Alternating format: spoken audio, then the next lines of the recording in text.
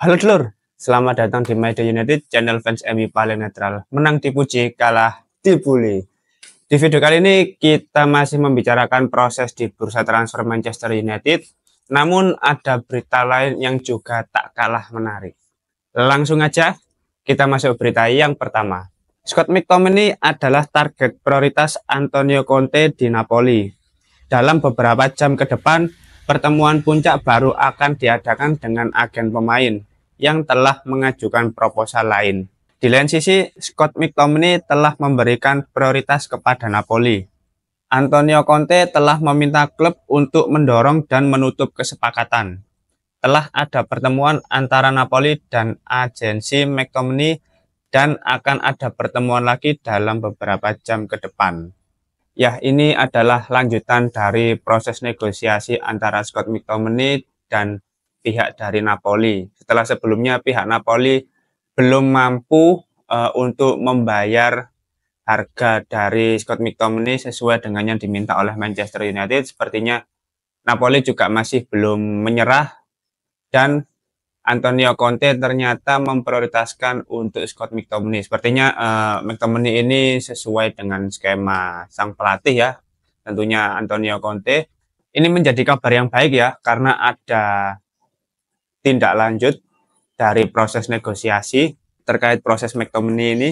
Semoga dalam beberapa hari ke depan ini bisa ada kepastian terkait pemain ini jadi pindah apa enggak. Karena ini ya setelah Galatasaray tidak kunjung pasti, lalu Fulham juga tidak mampu membayar sesuai harga yang diminta Manchester United. Dan Napoli ini menjadi apa ya, tempat berlabuh yang pasti bagi McTominay gitu loh. Ayolah, nggak apa-apa. Antonio Conte tertarik loh ternyata. Menarik ini. Mantan pelatih Tottenham ini sepertinya memang sudah memproyeksikan McTominay ini bakal jadi pemain kunci bagi Napoli di musim depan. Angin segar bagi kita semua ya. Kalau ini benar-benar bisa terrealisasi, ini kabar yang sangat bagus ya. Ada lagi pemain Manchester United yang berhasil terjual. Nggak apa-apa lambat, yang penting pasti gitu loh proses penjualan pemain ini.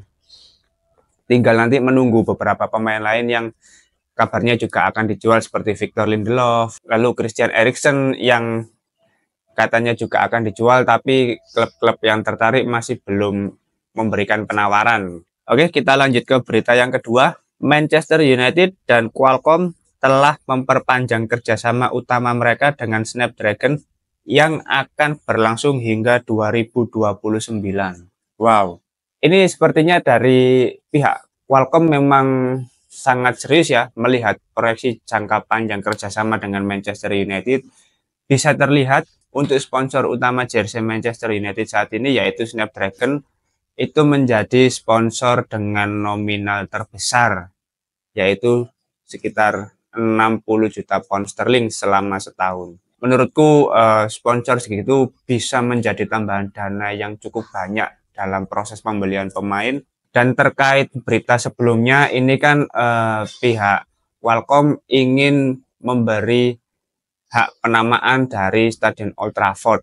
Nah, itu kan kabar minggu-minggu sebelumnya itu ya. Tapi masih belum ada diskusi lebih lanjut karena kemungkinan akan diputuskan sampai akhir tahun karena ada beberapa hal yang masih perlu didiskusikan. Untuk sekarang ternyata pihak Qualcomm lebih dulu memperpanjang kontrak hingga 2029. Nah, ini menurutku dari pihak sponsor sendiri melihat proyeksi jangka panjang bahwasanya Manchester United ini sebagai brand itu valuasinya itu masih tetap terjaga, bahkan bisa lebih naik. Ya, kalau misalkan secara prestasi di lapangan itu kembali terlihat Manchester United memenangkan trofi. Nah, valuasi dari Manchester United sendiri itu pasti akan meningkat dan mungkin ini yang dilihat oleh pihak Qualcomm.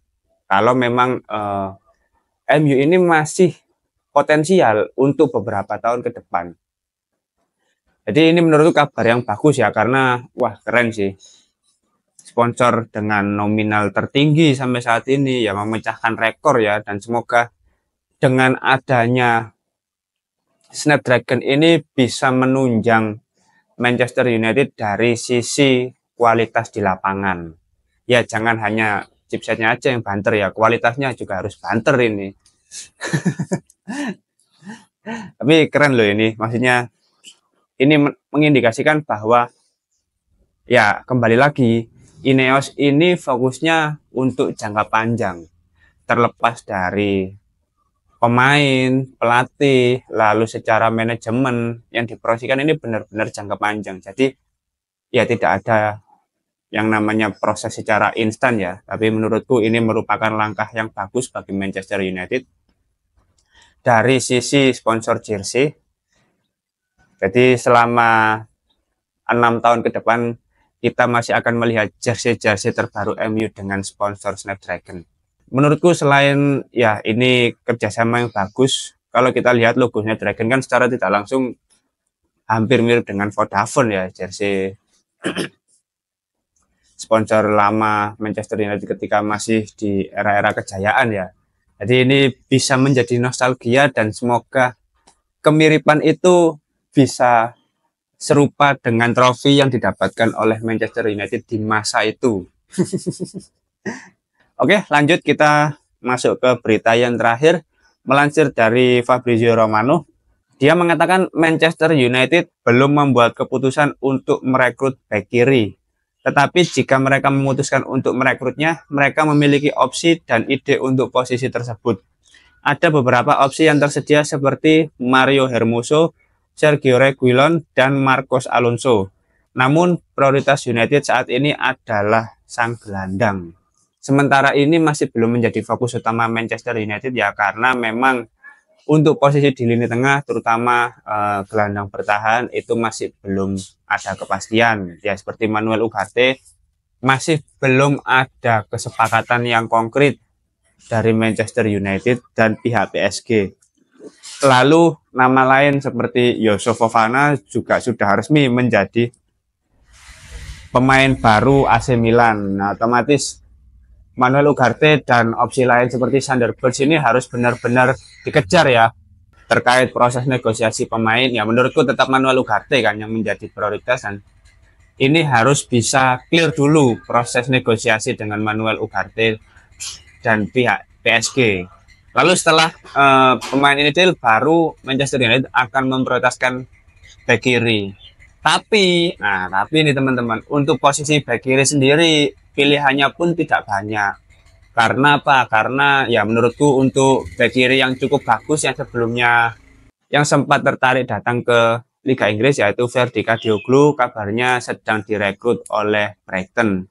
Ya ini cukup sulit juga ya, mengingat kalau ada pemain-pemain yang diincar justru dibeli oleh klub lain, nah ini otomatis pilihannya kan semakin mengerucut, semakin sedikit pilihannya. Ya mau nggak mau 3 nama tadi ya, menurut dua nama ini sudah free agent. Lalu yang satu ini Sergio Reguilon juga pernah bermain di Manchester United dengan status pemain pinjaman. Ya Sergio Reguilon ini secara passion dia benar-benar bagus ya. Ya meskipun beberapa kali juga masih ada kurangnya, tapi passion dia untuk bermain di Manchester United ini patut diacungi dan layak diapresiasi, sama seperti Wout Weghorst. Ya meskipun secara kualitas pas-pasan, tapi kalau bicara soal passion ini tentu hal itu yang dibutuhkan oleh Manchester United. Kalau untuk Mario Hermoso ya pilihan yang bagus juga, apalagi dia seorang free agent.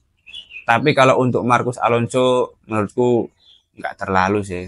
Ya opsinya menjadi 2 ya, Mario Hermoso atau Sergio Reguilon. Itu sih. Kalau untuk segi kualitas ya so-so lah 2 pemain ini, nggak terlalu ada perbedaan yang sangat signifikan gitu secara kualitas. Tapi kalau Sergio Reguilon kan dia sudah pernah menjadi pemain Manchester United, otomatis dia tidak perlu beradaptasi lagi, sudah kenal dengan para pemainnya, sudah tahu dengan pelatihnya. Atau waktu itu dia tidak diperpanjang kontrak peminjamannya karena ada kabar dari tim medis bahwasanya Luke Shaw sudah bisa bermain. Tapi ternyata ya Erik ten Hag pun di PHP loh dengan tim medis Manchester United. Luke Shaw masih belum benar-benar pulih dari cederanya, dan Manchester United keteteran di posisi bek kiri. Bangsat aja nih coba. Sekelas pelatih di prank tim medis. Asu. Parah ini. Gak jelas tim medis juga harus dirombak sih tim medis ini. Oke, mungkin itu dulu terkait pembahasan di bursa transfer dan juga update terbaru Manchester United terkait sponsor JC. Nah, itu kabar baik juga ya. Terima kasih sudah menonton video ini. Jangan lupa like, komen, dan subscribe. Salam.